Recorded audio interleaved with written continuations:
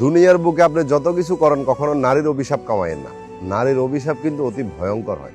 হয়তো এটা আপনার ফার্স্টে কখনো রিয়েলাইজ হবে না, নতুন নতুন যখন থাকবেন তখন ভালোই থাকবেন, কিন্তু একটা সময় গিয়া এমন পর্যায়ে আল্লাহ আপনাকে নিয়ে যাবে, আপনি প্রতিটা মুহূর্ত জাহান্নামের আগুনে জ্বলবেন, না কাউকে বলতে পারবেন না নিজে সহ্য করতে পারবেন। আমি এই কথাটা কেন বলতেছি, আজকের এই গল্পটা শুনলে আপনারা বুঝতে পারবেন। ছেলেটা হলো দুবাই প্রবাসী এবং একটা মেয়ের সাথে তার দুবাইতে দেখা হয়। তো দুবাইতে যে মেয়েটার সাথে তার দেখা হয়, ওই মেয়েটা কিন্তু বাঙালি মেয়ে ছিল না, সে ইন্ডিয়ানি ছিল। বাট ওইখানে ওই মেয়েটাকে দেখার পরে ওইখানে তাদের পরিচয় টিকটকের মধ্যে। টিকটকে এক অপরের সাথে কথা বলতে বলতে জানতে পারে যে দুজনেই আশেপাশে থাকা হয় দুজনেরই।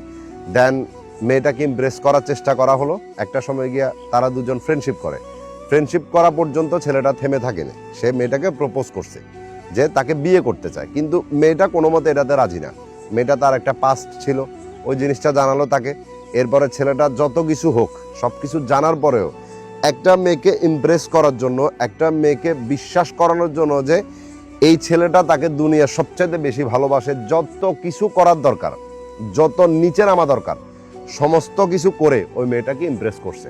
একটা সময় গিয়া মেয়েটাও রিলেশনশিপে যাওয়ার জন্য রাজি হয়েছে।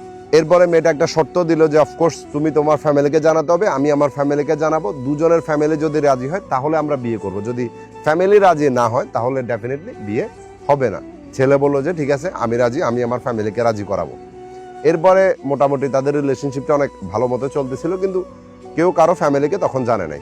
একটা সময় গিয়ে ছেলে তার ফ্যামিলিকে বিষয়টা জানা যে তারা একে অপরকে ভালোবাসে বা সে এখানে একটা মেয়েকে পছন্দ করে দুবাইতে। দেন ছেলের ফ্যামিলি একদম এক কথাতে রাজি হয়ে গেছে।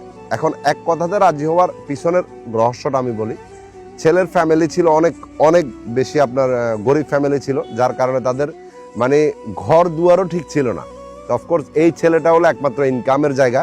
এখন এই ছেলেটা যদি কোনো মতে তাদের থেকে মুখ উঠায় নেয় তো তারা ঠিক মতো খাওয়ারও খাইতে পারবে না। এই জন্য ছেলের ফ্যামিলি সবাই রাজি হয়ে গেছে। রাজি হওয়ার পরে মেয়েটার সাথে কথাবার্তা বলতো। এর মধ্যে একদিন ছেলেটা বললো যে সে একটু অসুস্থ ফিল করতেছে, সে বাংলাদেশে আসবে, আসার পরে কিছুদিন থাকবে, চিকিৎসা করাবে, দেন আবার চলে যাবে।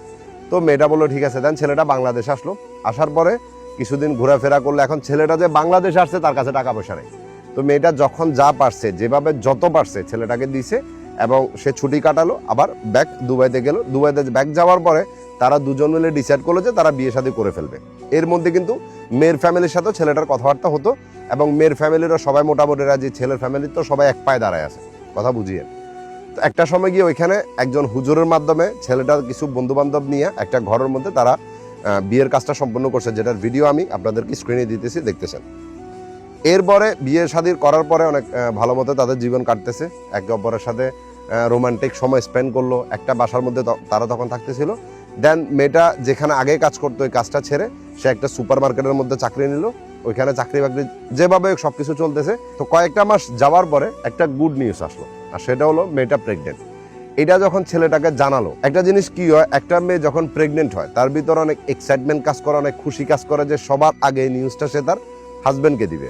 তো হাজব্যান্ডও এটা শোনার পরে ডেফিনেটলি খুশি হবার কথা, কিন্তু এই ক্ষেত্রে বিষয়টা অন্যরকম হয়েছে। এটা শোনার পরে ছেলেটার মুখ থেকে খুশি চলে গেছে। সে মেয়েটাকে চিল্লাইতেছে বা বকাঝকা করতেছে যে কেন এটা করছো, কি কারণ হয়েছে, এটা ফেলে দাও।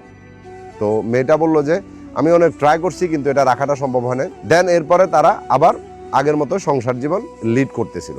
একটা সময় গিয়ে ছেলেটা মেয়েটাকে বলতেছে যে সে আবার অস্বস্তি ফিল করতেছে, সে বাংলাদেশে যাবে। তো এটা শোনার পরে মেয়েটা বললো যে হঠাৎ করে তুমি এটা কেন বলতেছো। এর মধ্যে আমি একটা কথা বলে নিই, ছেলেটা যে বাড়িতে ঋণ ছিল, টাকা পয়সা ছিল, যত যা পারছে মেয়েটা যখন যেটা পারছে সর্বোচ্চ মেয়েটা দিয়ে গেছে। কখনো নিজের টাকা বা হাজব্যান্ডের টাকা এই জিনিসটা মেয়েটা দেখে নাই। এত ভালোবাসতো বা এতটা আপন করে ছেলেটা রাখছিল। এরপরে যাই বললো যে ঠিক আছে, যেহেতু যাবা বলতেছো, যা সমস্যা নাই।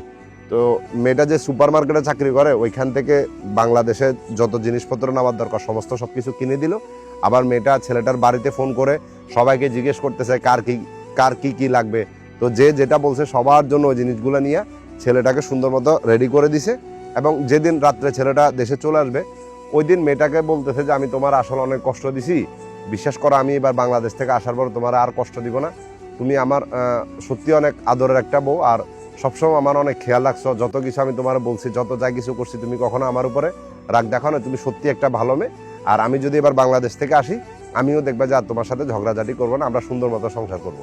মেয়েটা অনেক খুশি হয়ে গেলো, ছেলেটা এগুলো কান্না করে করে বলতেছিল তো মেয়েটাও অনেক খুশি হয়ে গেছে। দেন ছেলেটা বাংলাদেশের উদ্দেশ্যে রওনা দিল। সে বাংলাদেশে আসার পরে ঢাকা থেকে মেয়েটাকে কল করছে যে সে আসি, সুন্দর মতো পৌঁছাইছে। কিন্তু এরপর থেকে ছেলেটার ফোন বন্ধ হয়ে গেছে। যত কল দিতেছে, যেখান থেকে কল দিতেছে ছেলেটার ফোন বন্ধ, টেক্সট করতেছে, কোনো রিপ্লাই নাই, সব জায়গা থেকে মেয়েটার সাথে যোগাযোগ বন্ধ হয়ে গেছে। মেয়েটা তো হয়ে গেছে পাগলের মতো, সে কি করবে বুঝতে পারতেছে না। তো মেয়েটা কি করতেছে, ছেলেটার যে পরিবারের যাদের নাম্বার ছিল সবাই ফোন দিতেছে, কেউ মেয়েটার ফোন ধরতেছে না। একটা সময় গিয়ে ছেলেটার মায় ফোনটা ধরছে। ধরার পরে ছেলেটার মায় অনেক নরম ভাষায় সিম্পল ভাবে বললো যে মানে তুমি আর আমার ছেলেকে কল দিও না, আমার ছেলের তোমাকে ভালো লাগে না। তো সে বাংলাদেশে আসছে, সে অনেক আগে থেকে বলতেছে যে আমরা তার জন্য যাতে মেয়ে দেখি, সে বাংলাদেশে সে বিয়ে করবে। তো এখন সে বাংলাদেশে আসছে, সে বিয়ে করবে, তো তুমি আর তারা কল টল দিও না। এটা শোনার পরে মেয়েটার মানে পায়ের নিচে জমি সরে গেছে। সে হাউমাউ করে কান্না করে বলতেছে যে আপনি কি বলতেছেন, এটা আমার সাথে ইয়ার কি করতেছেন।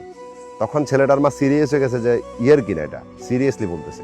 তো মেয়েটা বললো যে আমি ওর সাথে একটু কথা বলবো, আমার ওরে ফোনটা দেন যাতে আমি ওর সাথে একটু কথা বলতে পারি। তো ছেলেটারও ফোনটা দিল, দেওয়ার পরে ছেলে বলতেছে যে আমার এখন তোর আর ভালো লাগে না, মানে তুই মানে কালো, তুই এটা তুই সেটা, মানে তোর মতো মেয়ের সাথে আমার যায় না। তো আমি এই জন্য বাংলাদেশে আসছি, বিয়ে শাদী করবো, তুই তোর মতো থাক, আমার মতো থাকতে দে, আর আমারও কল করে আমারে ডিস্টার্ব করিস না। মেয়েটা যত যাই করছে, যত মিনতি, যত রিকোয়েস্ট করছে, ছেলেটা তার কথায় স্টিল দাঁড়ায় ছিল। এরপরে যায় ছেলেদের এলাকার মেম্বারদের সাথে মেয়েটা যোগাযোগ করলো।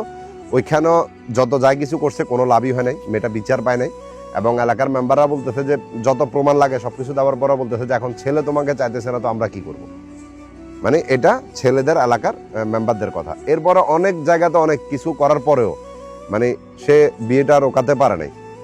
ছেলেটা যে বাংলাদেশ আসছে, আসার পর একটা মেয়ে দেখছে, যে মেয়েটা দেখছে সেই মেয়ের পরিবারকে এই মেয়েটা কল দিছে, কল দিয়ে বলতেছে যে আপনার মেয়েকে যে ছেলের সাথে বিয়ে দিতেছেন ও আমার হাজবেন্ড হয়, তো ওইখানে আপনারা বিয়ে শাদী দিয়েন না, আমার এমন সর্বনাশ করিয়েন না। এখন যে মেয়েটা ছেলেটার জন্য বাংলাদেশে দেখছে, ওই মেয়েটারও অলরেডি আগে একটা বিয়ে হয়েছে, যার কারণে দেখা গেছে যে মেয়ের পরিবার বলতেছে যে সমস্যা নেই, আমরা সবকিছু জেনে শুনে আমরা ওই ছেলের কাছে আমাদের মেয়েকে বিয়ে দেব। এবং মেয়েকে বিয়ে দিছে, যেটা ছবি আপনারা দেখতে পাইতেছেন।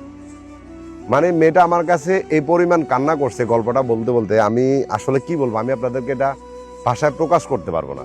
তো এই ধরনের ছেলেদের জন্যই বর্তমানে অনেক ছেলে আছে যে সমাজের মধ্যে বদনাম হইতেছে। আমি তোমাদেরকে একটা কথা বলিনি, যারা বিদেশের মধ্যে আছো, ওরা চায় একটা যে নিজস্ব চাহিদা আছে ওটা পূরণ করার জন্য একটা মেয়েকে পটায়, একটা মেয়ের পিছনে সময় দেয় যে ওর সাথে আমার একটা চাহিদা আছে ওটা পূরণ করবে, দেন ছেড়ে দেবো। আর এই ছেলেটা তোমার জীবনে আবার আসবে, আমি তোমার গ্যারান্টি দিতেছি সিস্টার। তখন যদি তুমি তারা মেনে নাও, এর থেকে ভয়ঙ্কর কিছু তোমার জন্য অপেক্ষা করতেছে। যেটা হয়েছে ওটা মাথা থেকে ফেলে দাও।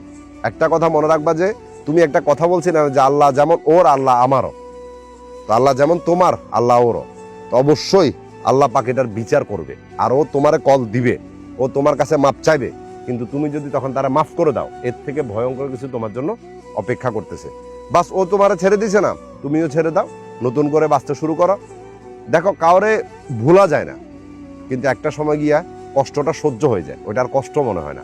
তোমারও এমনটা হবে, নতুন করে জীবন শুরু করো, যেটা হয়েছে ওটা ছেড়ে দাও।